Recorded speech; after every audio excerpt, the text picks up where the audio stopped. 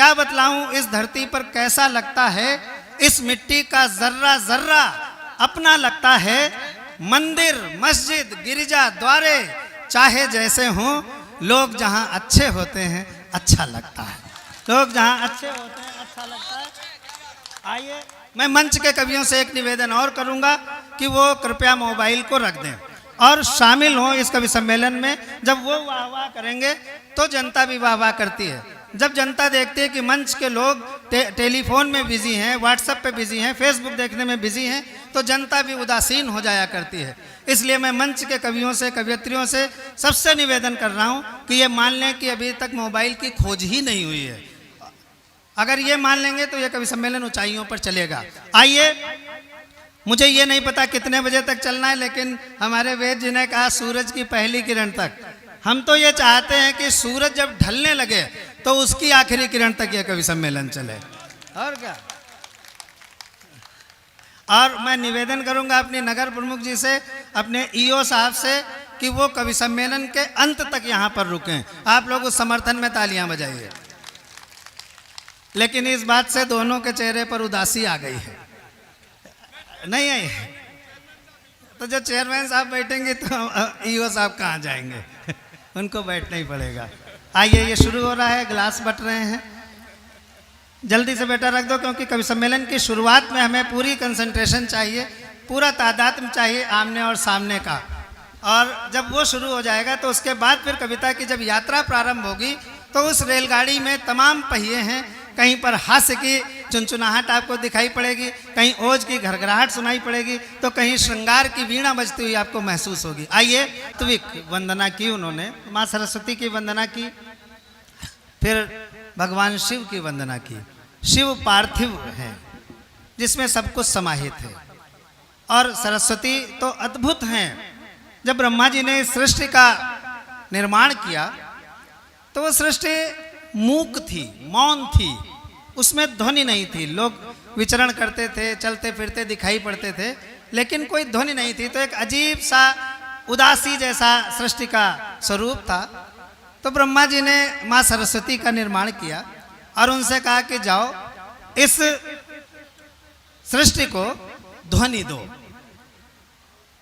और उनको एक वीणा दी। तो माँ सरस्वती ने वो वीणा बजानी शुरू की। तो मूक जो थे वो तो मूक ही रहे, लेकिन एक ध्वनि आई।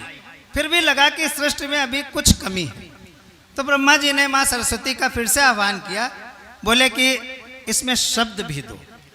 तो सबसे पहला शब्द जो निकला वो ओम निकला, और ओम से ही सारे शब्द निकलते हैं। जब हम ओम बोलते हैं तो नाभि से निकलता है, और नाभि जो है वो हमारे किसी भी प्रादुर्भाव का मूल बिंदु होता है। शब्द वहीं से निकले हैं।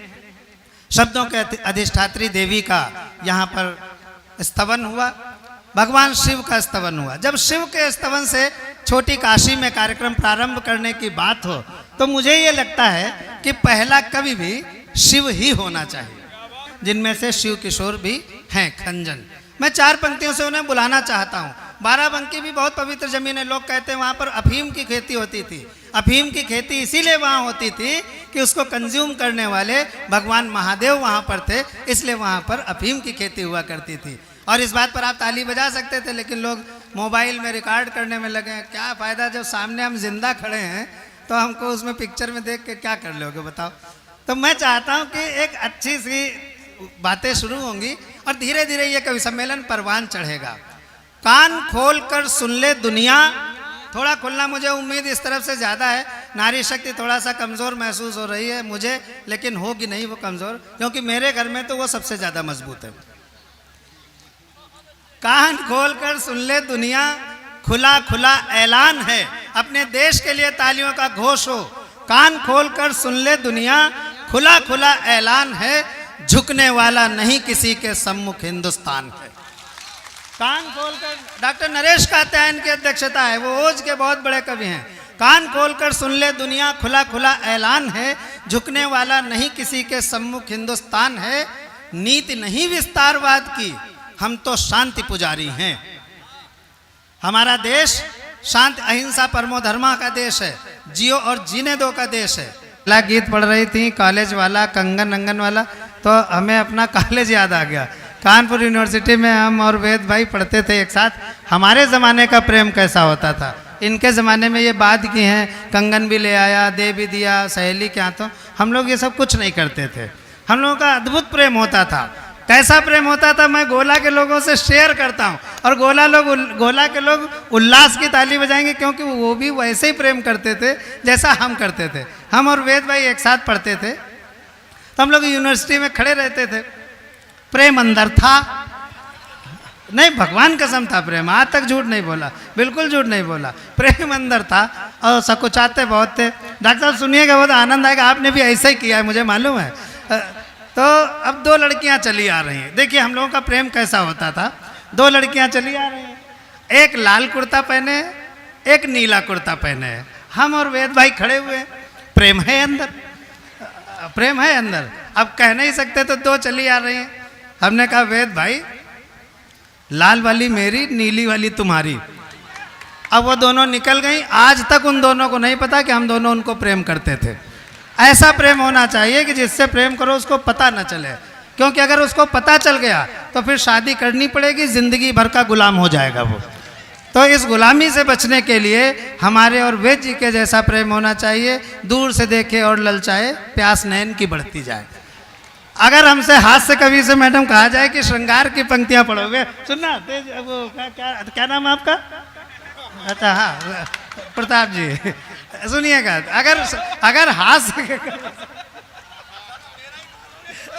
अगर हास्य के कवि से कहा जाए श्रृंगार की पंक्तियां पढ़ो तो कैसे पढ़ेगा? मैं 4 पंक्तियां श्रृंगार की पढ़ता हूं, हास्य कवि का श्रृंगार, और अद्भुत रूप से इनको उठाइएगा पंक्तियों को। मैं अक्सर सोचता हूं तुम मिलो कुछ बात हो जाए। थोड़ा वाह करनी होती है, आपको पता नहीं होता? हाँ, मैं अक्सर सोचता हूं तुम मिलो कुछ बात हो जाए, घिरे बादल घने से और फिर बरसात हो जाए। देखिए सोच रहा है, कह कुछ नहीं रहा, सिर्फ सोच रहा है। मैं अक्सर सोचता हूं तुम मिलो कुछ बात हो जाए, घिरे बादल घने से और फिर बरसात हो जाए।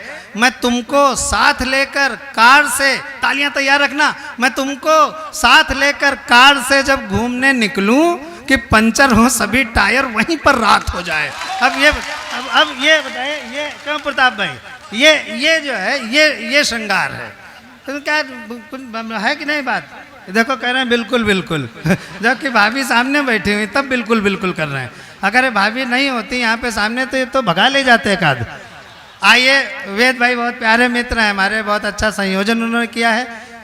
और मैं एक सही घटना से आपको जोड़ रहा हूँ। कमल पांडे यहाँ के हैं, आपके शहर के, और बहुत अच्छे हास्य व्यंग्य के कवि हैं, और शुरुआत है इनकी बहुत बढ़िया है। तो मंच का बहुत ज़्यादा खेल इनको नहीं पता था। मैंने इनको लखनऊ बुलाया कवि सम्मेलन में, बिल्कुल सच्ची घटना से जोड़ रहा हूँ। लखनऊ बुलाया इनको अभी अक्टूबर में, दशहरे में। तो ऐशबाग रामलीला है, मैं वहाँ का मुख्य परामर्शदाता हूँ, जिसकी स्थापना तुलसीदास जी ने की। वहाँ पहले रामलीला होनी थी, फिर कवि सम्मेलन होना था। तो ये कमल पांडे और हम दोनों साइड में उसमें बैठे थे, ग्रीन रूम में। बिल्कुल सच्ची घटना है। तो तब तक रामलीला का मैनेजर घबराया हुआ सा आया, तो उसमें ग्रीन रूम में हमको देखा, बोला नहीं नहीं नहीं नहीं चलेगा। अब पता नहीं क्यों घबरा रहा था, नहीं नहीं चलेगा। फिर कमल पांडे की तरफ नजर गई तो उसकी आंखों में चमक आ गई, बोला हाँ ठीक है। तो बोला इनसे कमल से जुड़ना बहुत मज़ेदार किस्सा है। कमल से बोला, कमल जी एक दिक्कत आ गई है। कमल ने कहा क्या? गोला के हैं, बहुत सबको मदद करते हैं। बोले क्या है, क्या बात हो गई? तो रामलीला का मैनेजर बोला आज सीता नहीं आया है। तो कमल थोड़ा चिंतित है, बोले अच्छा तो क्या पहले ही कवि सम्मेलन हो जाएगा? बोले नहीं, आपकी मदद चाहते हैं। कमल बोले हाँ हाँ बताइए। वो बोला आप सीता बन जाइए। बिल्कुल भगवान कसम सही घटना। तो कमल थोड़ा नाराज हो गए, बोले मैं कैसे सीता बन जाऊंगा, मैं इतना बड़ा कवि हूँ, हास्य व्यंग्य का कवि, मैं सीता बनूंगा? तो मैंने कहा नहीं कमल बन जाओ, राम के लिए तो लोग जान भी दे देते हैं, तुम 15 मिनट के लिए सीता नहीं बन सकते? तो खैर ये सीता बन गए। अच्छा, उस दिन सीता हरण का सीन, सीता हरण का सीन। अब इनको पीली साड़ी वाड़ी पहना के झोपड़ी में बिठाया गया। रावण आया साधु के वेश में, बोला माता भिक्षा दे, माता भिक्षा दे। माता जले भुने बैठे थे अंदर, माता निकले बाहर, बोले ले भिक्षा। अच्छा, रावण भी भाग गया था, नया रावण पकड़ा गया था। वो रेखा शब्द भूल गया, कहता लाइन के बाहर आके दे, लाइन के बाहर आके दे। अब सीता तमतमाए बैठे थे, लाइन के बाहर आ गए, बोले ले। तो जैसे लाइन के बाहर आए और रावण ने फेंका कलंडर, वो अपना कमंडल अमंडल, बोला मैं कोई साधु वाधु नहीं, मैं रावण हूँ। कमल पांडे आपके शहर के थे, गोला के थे, चुप कैसे रहते? साड़ी वाड़ी फेंकी, बोले मैं भी कोई सीता नहीं, गोला का कमल पांडे हूँ। मैं अच्छा व्यंग्य था, प्रतीकों से जो रेखा चित्र खींच करके वर्तमान व्यवस्था के साथ जोड़ा इन्होंने व्यंग्य का। लखीमपुर की धरती से एक व्यंग्यकार अच्छा पैदा हुआ। एक बार हम अपने ज़िले के लिए अच्छी सी तालियां बजाएं और इनका भविष्य निश्चित तौर पर। मैं देख रहा था कि प्रताप भाई बहुत ध्यान से उनको सुन रहे थे, राजीव राज बहुत ध्यान से उनको देख रहे थे, हमारे अशोक चारण जी बहुत ध्यान से उनको देख रहे थे, क्योंकि नए एंगल से नया व्यंग्य उन्होंने निकाला। जब नई विषय वस्तु को कवि लेकर के आता है तो श्रोताओं को भी आनंद आता है, उनकी उत्सुकता बढ़ती चली जाती है। मैं भी उत्सुक था कि आखिर लाइन दर लाइन ये व्यंग्यकार कहना क्या चाहता है, लेकिन इन्होंने जो जिस्ट दिया कि न्याय की प्रक्रिया इतनी लेट होती है कि अपराधी बच जाता है, ये बिल्कुल सच बात है। हमारे यहाँ न्याय की प्रक्रिया बहुत लंबी चलती है, इतनी सारी अदालतें हैं कि 1, 2, 3, 4 सुप्रीम कोर्ट और फिर राष्ट्रपति तक पहुँचते पहुँचते कभी कभी तो अपराधी मर भी जाता है और छूट भी जाता है। खैर, ये हम कवियों का अपना अपना एंगल है, दृष्टिकोण है देखने का। मुझे लगता है कि अब उस जगह पर आया जाए जहाँ पर राम ने रावण, कुंभकर्ण और मेघनाद जैसे लोगों का वध किया। क्यों वध किया? क्योंकि हमारे यहाँ ये कहा गया है कि यतो धर्मः ततः जया, जहाँ पर धर्म है वहीं पर विजय है। रावण ने गलत काम किया था, दूसरे की स्त्री का हरण किया था, इसलिए रावण को पराजित होना ही था।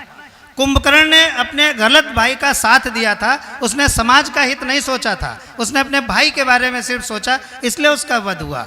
मेघनाद ने अपने पिता का साथ दिया, उसने समाज का हित नहीं सोचा, इसलिए मेघनाद मारा गया।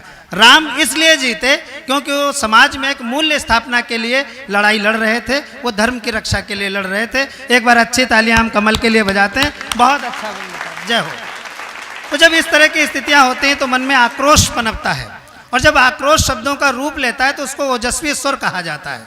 कभी उसको वीर रस की कविता हम कह देते हैं, कभी हम उसको ओजस्वी स्वर कह देते हैं, कभी हम अग्निधर्मा काव्य कह देते हैं। ये तीनों एक ही चीज़ें हैं। एक बार डॉक्टरों ने हमको कवि सम्मेलन में बुलाया, तो डॉक्टरों ने कवि सम्मेलन में कहा, चिल्ला ना यार, हमका डिस्टर्ब होते हैं हमका। डॉक्टरों ने कवि सम्मेलन में बुलाया तो हमने कह दिया कि डॉक्टर बिल्कुल भगवान होते हैं, इसलिए जब कभी डॉक्टर के यहाँ जाओ तो ये मान के जाओ कि भगवान के घर जा रहे हो। इस बात में डॉक्टरों ने हमको बहुत ज़्यादा डांटा वाटा कि ये सब क्या। और सही बात है, प्रताप फौजदार साहब यही बताते हैं हमको कि जब भगवान नाराज़ होता है तो डॉक्टर के यहाँ भेज देता है, और जब डॉक्टर नाराज़ होता है तो भगवान के यहाँ भेज देता है। तो इसलिए इन दोनों में संबंध बहुत शानदार है।